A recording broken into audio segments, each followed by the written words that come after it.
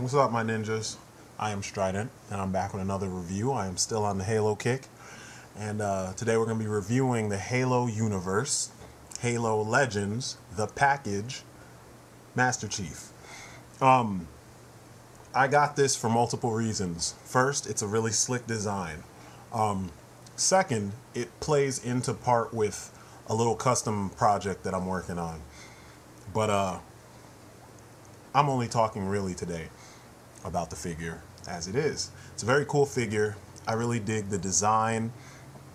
I dig how it's back to the clunky, more sturdy design than the Spirit of Fire Red Team that I reviewed actually a couple reviews back.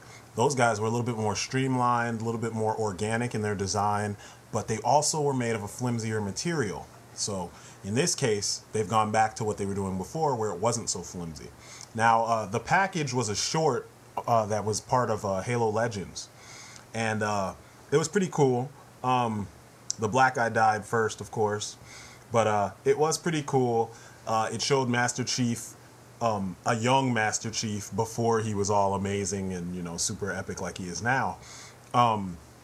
And it was weird because the designs, I don't know exactly when this took place. It looked like it had to be after Halo 1 and somewhere before either Halo 2 or 3.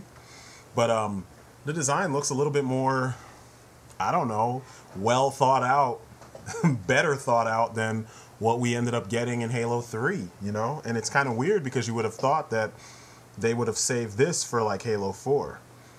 But I dig this design. It's really nice. It fits in with what I think is a good aesthetic when it comes to Halo. And I dig the design, and that's why I had to get it. Now, the design, for me, it works on multiple levels. Like I told you, this was a purchase that I kind of intended to be part of my own little, you know, universe. My Joe-verse, actually, to be exact. And I'm going to show you more of that later. But what I dig about him is, you know, color-wise, even scale-wise, you've got a tank on your hands. Now, the scale actually turns into an issue when you have him with other Halo universe McFarlane figures. And I've always had this issue with McFarlane figures because either they're super tall and they don't fit in with anything else you might have on the shelf. You have to just have that shelf kind of dedicated to your McFarlane figures or your odd figures that don't fit in with any collections that you might, you know, have before that. Or within that, the scale is all off. It's all over the place. But scale aside, it's a pretty magnificent figure. Beautifully sculpted, beautifully painted. There are little signs of wear and tear. I mean, it's like they dry brushed it. They gave it one coat of greenish, metallic green, and then went over it with like a dry brushed silver. And I don't know, it just looks nice. I mean, all the details are clunky and chunky and big. And it's kind of what you think about, at least what I think about when I think of Master Chief. A big dude, you know? Huge, powerful looking guy. Stripes, all the decos, and every application of paint is just beautiful. There's no slop like on the Halo Reach figures. Everything is meticulously painted. There's the proper kind of wash around all the lines so that it accentuates all of the little detailing that was sculpted throughout the figure. He does come with a regular rifle. It kind of sucks because the rifle is kind of, I don't know, it just looks small for this particular sculpt. He does have storage peg hole areas, and I think this one would be for the sword. And I know there's like a 3-pack that has him, Fred, and Kelly, and maybe that sword pegs in there. I don't know.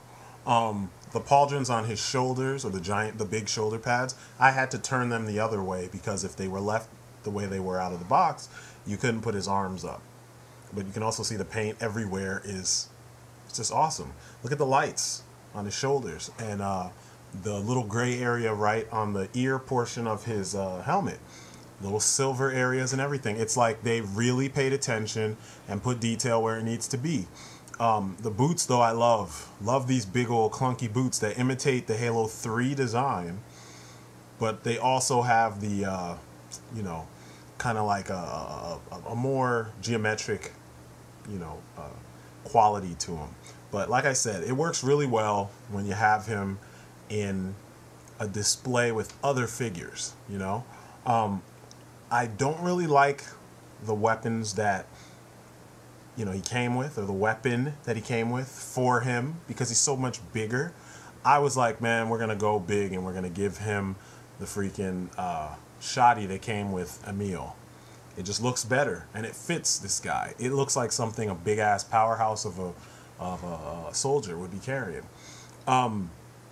Design wise, though, you can see that there's several cues that were taken from previous, you know, Halo designs, which is kind of cool. But it sucks that, you know, going back and designing this old school, you know, green quote unquote Master Chief, the design looks a little bit more futuristic, and then it makes the other ones look a little bit less impressive, you know. And this is my opinion, because when I think of Master Chief, it's the same kind of aesthetic and the same kind of idea behind old school G.I. Joes.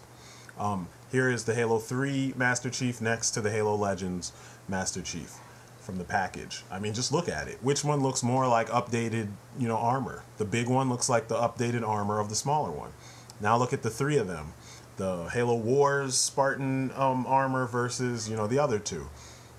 It just looks like the progression goes upward from the 3 to that one, and the package Master Chief. And I just don't see how they made that mistake. How someone was just like, hey, that fits. That should have been the design for Halo 4, in my opinion. Whereas the others should have been, you know, because this just looks way more well thought out. Everything's holding together, and it just, I don't know. But there's not a lot of damage on the suit. It's just a lot of scratches and things like that. As you know, though, I always switch my my character's weapons because I don't know, the weapons they come with always seem to be on the small side, and that bothers me. So like, that's the regular shotgun that they came with. I was just like, I don't think that works. So like I showed you earlier, I had to use the bigger shoddy that came with the Halo Reach Emil figure, because it just fit better. I mean, you've seen other videos that I did with these guys, and I showed you what they used, and you know, this just works better.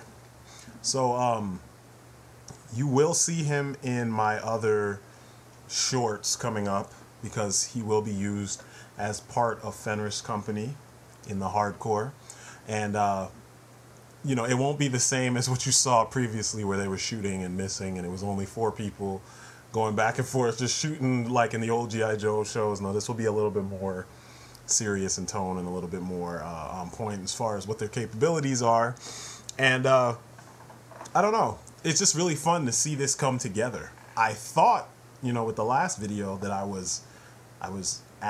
I'd found my final wolf, but you know, it seems that this is the final wolf, and you will be seeing more of him. But you know, if you're a Halo fan, this guy is a must-have. If you are a fan of military figures, pick him up. You won't be sorry. Anyway, I am Strident, and you guys have been great, and that's it for me. Peace outside, people.